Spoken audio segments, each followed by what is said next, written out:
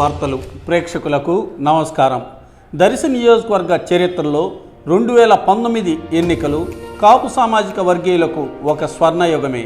ఎందుకంటే 3 ప్రధాన పార్టీలకు కాపు సామాజిక వర్గీయులు ఎమ్మెల్యే అభ్యర్థులుగా పోటీ చేయటం ఆశ్చర్యకరమైన విచిత్ర విషయం కాగా, నియోజకవర్గంలోని అందరూ కూడా ప్రతినిత్యం చర్చించుకునే విషయమే అయ్యింది. వివరాలు తెలుసుకుంటే, వైసీపీ తరపున మద్దిశెట్టి వేణుగోపాల్, టీడీపీ తరపున కదిరి బాబురావు, జనసేన పార్టీ తరపున బొట్టుకు రమేష్ బాబు పోటీ చేస్తున్నారు.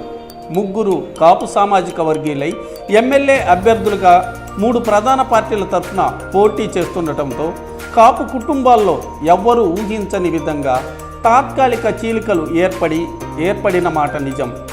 ఒకే కుటుంబంలోని వ్యక్తుల్లో ఒకరు ఒక పార్టీలో ఉంటే, మరొకరు మరో పార్టీలో ఉంటే, ఇంకొకరు ఇంకొక పార్టీలో ఉన్నటువంటి విచిత్ర పరిస్థితులు ప్రస్తుతం దర్శిలో చోటు చేసుకున్నాయి. రేపటి ఓట్లు పోలింగ్ రోజున ఈ కాపు సామాజిక వర్గీయులు వారు అభిమానించే నాయకులకు ఎక్కువగా ఓట్లు పోల్ అయ్యేందుకు మరియు వారి అభ్యర్థి గెలిచేందుకు వ్యవహరించే తీరులో ఎటువంటి సంఘటనలు చోటు చేసుకుంటాయోనని రాజకీయ విశ్లేషకులు చర్చించుకుంటూ ఎదురు చూస్తున్నారు. వీరందరూ నామినేషన్లు దాఖలు చేసి ప్రస్తుతం ప్రచార కార్యక్రమాలు నిర్వహిస్తున్నారు.